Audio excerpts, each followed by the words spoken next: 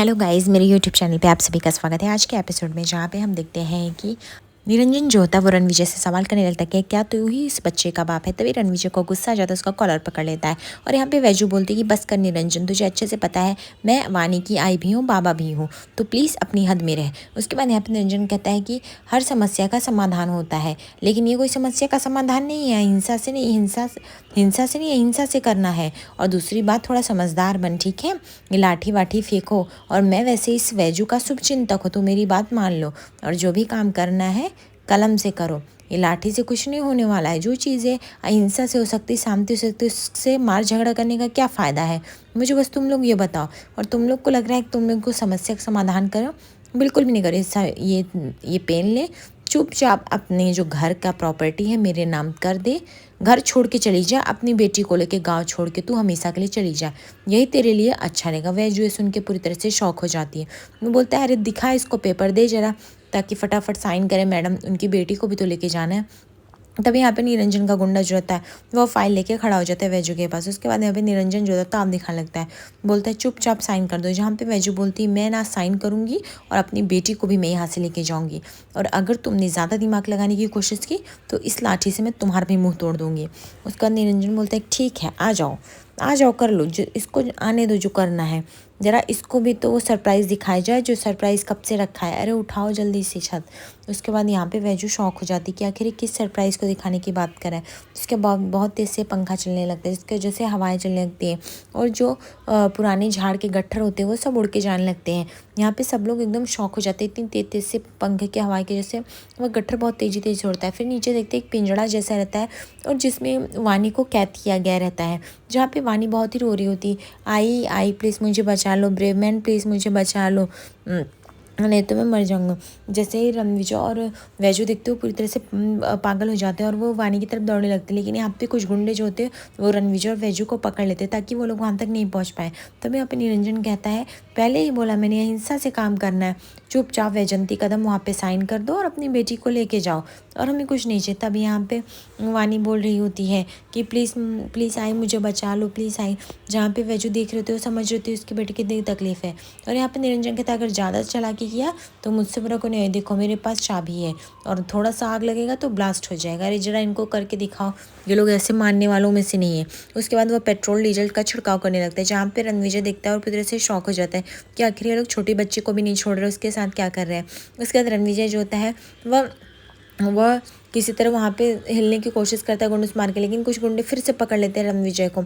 यहाँ पे वैजू जो होती है वो निरंजन पे हाथ उठाने की कोशिश करती है, लेकिन उसको 3-4 गुंडों ने ऐसे जकड़ रखा है जहाँ पे वैजू कुछ भी नहीं कर सकती है। जहाँ पे वैजू बोलती है कि मैं तुमको एक फुटी कौड़ी नहीं दूंगी, वो बोलता है बस तुम अपना घर नाम कर दो। जहाँ पे वैजू बोलती नहीं करूँगी। तभी यहाँ पे निरंजन कहता है ठीक है, मैं 1 से 10 तक गिनूंगा, उसके बाद मुझे नहीं पता कि आगे क्या होने वाला है। ठीक है, अगर आपको वही मंजूर तो वही। यहाँ पे वैजू एकदम डरी सी रहती है कि आगे क्या होगा। उसके बाद यहाँ पे निरंजन बोलता है कि और यहाँ पे वानी जो होती है बोलती है कि प्लीज़ ब्रेव मैन मुझे बचाओ। तभी अपने निरंजन कहता है तो तुम ब्रेव मैन हो, ब्रेव मैन नहीं बल्कि समझदार मैन बनो, समझदारी से काम लो और कुछ अच्छा करो। ठीक है, यहाँ पे ब्रेव व्रेव करके कुछ नहीं मिलने वाला है। ठीक है, और वैजंती कदम मैं 1 से 10 तक गिन रहा हूँ, अगर इसमें हो गया तो आपकी बेटी की जान चली आएगी। तभी यहाँ पे वैजू बोलती नहीं नहीं प्लीज़ ऐसा मत करो। तभी अपने निरंजन बोलता है कि गिन रहा हूँ मैं 10, 9, फिर उसके बाद 2 और 1 बोलता था। फिर बोलता है अरे देखो ना गणित मेरी कमज़ोर है, और जब गणित कमज़ोर है तो कुछ नहीं कहा जा सकता, तब तो उसी कमज़ोर गणित के साथ काम चलाना पड़ता है ना। अब मैंने अगर ऐसी गलती कर दी है भूल चूक से तो मुझे माफ़ कर दीजिएगा, नेक्स्ट टाइम से मैं अच्छी गणित अपना वो करूँगा। ठीक है, अभी अभी ये लाइटर जलेगा और तुम्हारी बेटी हमेशा के लिए चली जाएगी। जहाँ पे वैजू बोलती नहीं नहीं ऐसा मत करो, लेकिन वह लाग लगता है। यहाँ पे जैसे दिखता है रणविजय जो होता है वो पूरी पावर के साथ सारे गुंडों को हाथ छुड़ा लेता है, और वह बहुत ही तेज़ से जंप करके वहाँ पे पहुँच जाता है जहाँ पे वानी को कैद किया रहता है। लेकिन वो जैसे ही पहुँचा तभी एक गुंडा इस राह में रहता है, और वह लाठी जो होता है वह रणविजय के सर पे चलाता है, जिसकी वजह से रणविजय के सर पे काफ़ी भारी घाव लग जाता है और उनका सर चकरा जाता है। दूसरी तरफ यहाँ पे काफ़ी चारों ओर से आग लग जाती है, जहाँ पे वानी खड़ी रहती है। उस पिंजड़े के अंदर वानी काफ़ी डरी सी सहमी सी रहती है, और बार बार वह आई और ब्रेव में चिल्ला रही थी। जहाँ पे वैजू जो थी हाथ जोड़ के निरंजन से बोले तो उसकी बेटी सब कुछ है उसके लिए, प्लीज़ उसे छोड़ दो। जहाँ पे निरंजन इस बात का काफ़ी लुत्फ़ उठा रहा होता है और वानी की जान खतरे में होती है। वानी यहाँ रो रही होती है। वैजू सब कुछ समझ रही होती है। वैजू को समझना रहता है कि आखिर वो अपनी बेटी की जान कैसे बचाए। दूसरी तरफ देखते रणविजय भी देख रहा होता है कि वैजू अपनी बेटी के लिए कितना गिड़गिड़ा रही है, लेकिन वह ये चीज़ को मंजूर नहीं कि वैजू किसी के सामने भीख मांगे। तभी हम निरंजन बोलते हैं कि देख चाबी, इस चाबी में तेरी बहन बेटी की जान अटकी है और वो चाबी मेरे पास है। तभी यहाँ पे रणविजय किसी तरह गुंडों से फिर से हाथ छुड़ा के वह उस पिंजरे के पास पहुँचता है ताकि वह जाके वानी की जान बचा सके। और वहाँ पे चारों तरफ से आग का जो फैलाव है वो बहुत बढ़ता चला जा रहा है और वह वानी जो काफ़ी घबराई हुई है, काफ़ी चिल्ला रही है, ब्रेव मैन और आई प्लीज़ मुझे बचाओ। तभी वहाँ पे रणविजय पहुँच जाता है। वह बार बार ताला का लॉक खोलने की कोशिश करता है, लेकिन वो खोल नहीं पाता क्योंकि चाबी उसके पास है और इसे लोहे के डंडे को वो खोल नहीं पाता। जहाँ पे यहाँ पे वैजू जो होती है तभी यहाँ पे धूल झोंक देती है निरंजन की आंखों में। उसके बाद वह फटाक से गुंडों से हाथ छुड़ा के चाबी ढूंढने लगती है। दूसरी तरफ रणविजय भी कब से कोशिश कर रहा होता है वैजू को छुड़ाने के लिए। यहाँ पे निरंजन जो होता है बहुत तेज़ी से चाबी फेंक देता है जंगल के बीच में, जहाँ पे वैजू जो होती है चाबी ढूंढने में काफ़ी असफल रहती है और उसको पता रहता है कि उसका चाबी ढूंढना बहुत ही ज़्यादा ज़रूरी है। इसलिए वैजू जो होती है वह चाबी ढूंढती रहती है। फिर अचानक से चाबी दिखाई देता है। वैजू जैसे ही चाबी लेने जाती है तभी वहाँ पे निरंजन आ जाता है और छीना झपटी करने लगता है। वैजू को चाबी छीन लेता है वैजू से। दूसरी तरफ हम देखते हैं कि वानी काफ़ी रो रही है। यहाँ पे रणविजय बार बार कोशिश कर रहा है कि वो किसी तरह वानी को तो बाहर तो लेके आए।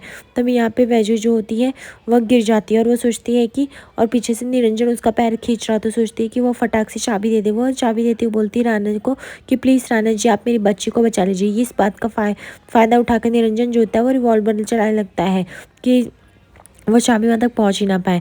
तभी यहाँ पे रणविजय सोचता है आखिर उसके पास अब समय नहीं है, यह वही बच्ची है जिसके लिए उसको कब से स्पेशल फीलिंग थी और उसने कितनी बार जान बचाई। इसके बाद रणविजय जो होता है वो फटाफट वो लोहे के डंडों को एकदम पूरी तरह से जोर लगा के उनको थोड़ा थोड़ा टेढ़ा करता है, जहाँ से वो वानी को पूरी तरह से निकालने की कोशिश करता है।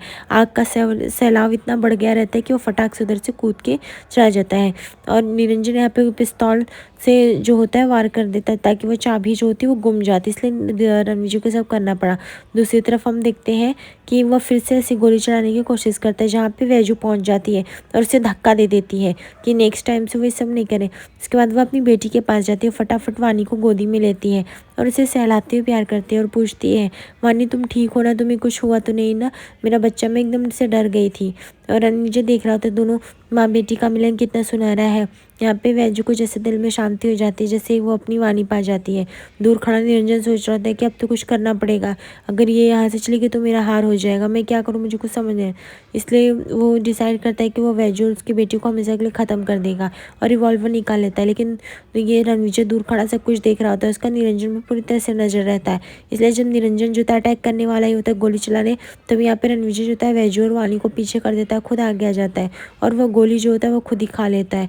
और जैसे गोली लगती इतनी तेजी से शोल्डर में रणविजय से कि वह 2 मिनट के लिए भी वह होश में नहीं रह पाता और अचानक से गिर जाता है और ब्लीडिंग बहुत ज़्यादा होने लगती है, जहाँ पे वैजू काफ़ी डरी रहती है और वह रणविजय का नाम लिख के लेके चिल्ला रहे थे। दूसरी तरफ हम देखते हैं कि यहाँ पे काका जो होते हैं, जया बोलती काका ये सब आपकी वजह से, तभी वो काका बोलते हैं नहीं नहीं जया बेटा तुम्हारी वजह से, तुम नहीं होती तो केस इतना स्ट्रॉन्ग नहीं होता है। वैसे I am so proud of you, तुमने इतने अच्छे से मैनेज किया, एक दिन में ही ख़त्म कर लिया। तभी यहाँ पे जो होता है जयकांत बोलता है हाँ वही नहीं, आपके बिना तो कुछ भी पॉसिबल नहीं था, आप थे इसलिए हो गया, चलो वही नहीं आप जाओ घर, हमें कुछ काम है, हम थोड़ी देर के बाद आते हैं।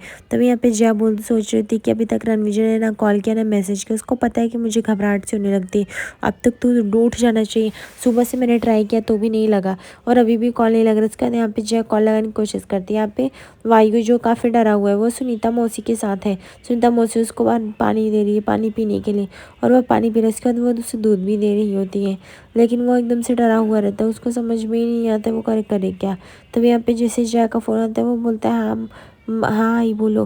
तभी यहाँ पे वो जया को बताता है सारा कहानी कि कैसे वो रणविजय निकल रहे थे और अचानक से गुंडे आए, वानी को किडनैप करके ले गए। तभी वो फाइटर आंटी के साथ उन्हें जाना पड़ा वानी की जान बचाने के लिए, बाकी कोई बात नहीं है। तभी यहाँ पे जया बोलती है अच्छा ठीक है कोई बात नहीं बेटा, तुम कहाँ हो, तुम सेफ़ हो ना। वायु बोलता है हाँ मैं सेफ़ हूँ। कॉल रखने के बाद में जया को लगता है कि आखिर ये ज़िंदगी किस मोड़ पे लाके खड़ा कर देती है। यहाँ पे वैजू जो थी बार बार रणविजय को होश में लाने की कोशिश करती, लेकिन रणविजय को कोई भी होश नहीं आता है। और दूसरी तरफ हम देखते हैं कि यहाँ पे जया जो तैयार होकर निकल ही रही होती है, अचानक से उसका सिंदूर गिर जाता है। यहाँ पे जया का डाउट और भी बढ़ जाता है और जया के मन में अनेकों प्रकार के विचार लगते हैं पहले जैसे, क्योंकि जया ऑलरेडी प्यार में धोखा खा चुकी है। यहाँ पे जया जो थी कॉल को ट्राई भी कर रही होती, लेकिन जब कॉल नहीं लगता तो वो समझ जाती कि अब उसको निकलना चाहिए। दूसरी तरफ हम देखते हैं कि वैजू बोलती है कि रानी जी, अब तो मुझे आपको बचाना चाहिए, इसके लिए जो भी करना पड़े। उसके बाद वो जाती है, हंसिया लाती है और वह बोलती है कि हंसिया माता, मुझे माफ़ करो, मुझे पता है आपके तो हंसिया जानवरों और पौधों को काटने के लिए बनते, वैसे तो पौधे ही, लेकिन अब ये हंसिया से मैं कुछ यूज़ करूँगी, प्लीज़ मुझे आप बल और शक्ति देना ताकि इस हंसिया का कुछ उपयोग कर सकूँ मैं।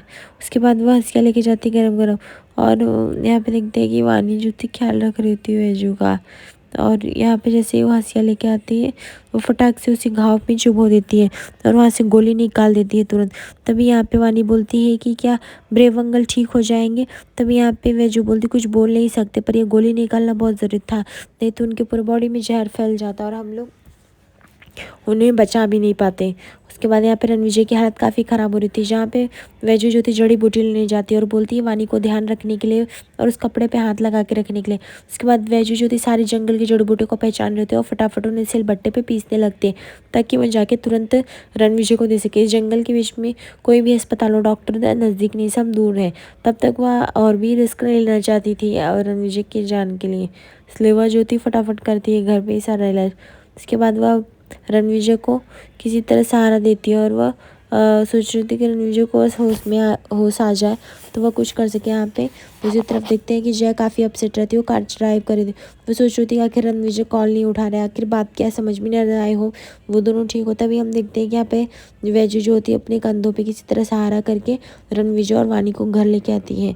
तभी यहाँ पे वायु देख के एकदम से डर जाता है वायु, और वो जाते बोलते हैं, बाबा आप कैसे हो, आप ठीक हो ना बाबा, आपको कुछ हुआ तो नहीं ना बाबा, ये क्या है, इतने सब घाव कैसे लग गए आपको। तभी यहाँ पे वैजू बोलती, ठीक है बाद में क्वेश्चन करना, अभी पापा को रेस्ट करने देते हैं, मैं बता।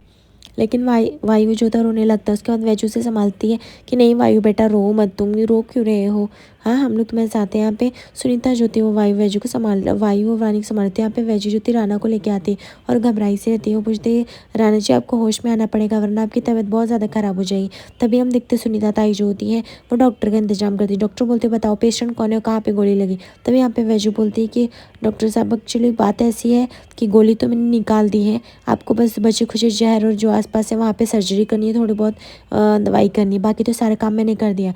डॉक्टर बोलता ठीक है मुझे पहले पेशेंट को देखना पड़ेगा, उसके बाद ही मैं कुछ बोल सकता। उसके बाद हम देखते हैं यहाँ पे वायु का रोना बंद ही नहीं होता है। वायु बहुत रो रहा होता है, जहाँ पे वानी उसको समझाती कि देखो वायु तुम रो मत, तुम इस तरह से रोते देखोगे तो मैं भी रोऊंगी, तुम चिंता मत करो ब्रेव मैन ठीक हो जाएंगे। वायु बोलता है मैं अपने पापा को कभी ऐसी हालत में देखा नहीं, मुझसे नहीं देखा जा रहा है, मैं चश्मा निकाल देता हूँ, मैं ऐसे नहीं देख पाऊंगा। और वो फटाक से अपना चश्मा निकाल देता है लेकिन उसे कुछ भी नहीं दिखा देता। तभी वहाँ पे वैजू आ जाती, बोलती है कोई सोल्यूशन तो नहीं, चश्मा नहीं निकाल दोगे तो तुम्हारे पापा ठीक हो जाएंगे, अगर तुम्हारे बाबा को ठीक करना है तो तुम्हें चश्मा पहनना पड़ेगा। और ये लाइफ है, लाइफ में ये सब होता है, डरने की बात नहीं है, तुम्हारे बाबा बिल्कुल सही है ठीक है, और वो जल्दी से जल्दी तुम्हारे साथ हो जाएंगे क्योंकि तुम्हारे बाबा तो तुम्हारे हीरो है ना। ऐसे कह के वो वायु को समझाती, वायु मान जाता है वैजू की बातों से। उसके बाद यहाँ पे वैजू जो थी वो सोचने लगती है कि किस तरह से रणविजय को गलत समझ, लेकिन रणविजय ने हर एक नहीं बल्कि 3 बार अपनी जान पे खेलकर हमेशा से वानी की जान बचाई और हमेशा से उसकी, तो इसमें ये भी फ़र्ज बनता है कि वैजू जो होती है वो राना की जान बचाए। यहाँ पे वैजू भी काफ़ी डरी हुई है, सहमी सी है, और वह जो होती है वह वायु को संभाल रही होती है। दूसरी तरफ वह वैजू जया जो थी कार ड्राइव करके आ रही होती है। आज रात के एपिसोड में देखेंगे जहाँ पे जया जो होती है वानी से मिलती है और उससे पूछती है तुम्हारे बाबा कौन है। तभी वो बताती है मेरे बाबा कोई और नहीं बल्कि ब्रेव मैन है। जैसे ये सच्चाई पता चलती है रणविजय पूरी तरह से शॉक हो जाता है, मानो उसके पैरों तले जमीन खिसक जाती है। वैजू भी एकदम चुप हो जाती है। यहाँ पे रणविजय वैजू को देखने लगता है जहाँ पे वैजू के पास कोई भी सवाल का जवाब नहीं होता है, और यहाँ पे वानी काफ़ी हैप्पी होती है ब्रेव मैन को अपना पापा बोल के। ऐसे ही एपिसोड पर बने रहिए दोस्तों, लाइक और सब्सक्राइब करिए फॉर द मोर अपडेट्स से, बहुत सारे अपडेट्स लाती रहूँगी। धन्यवाद।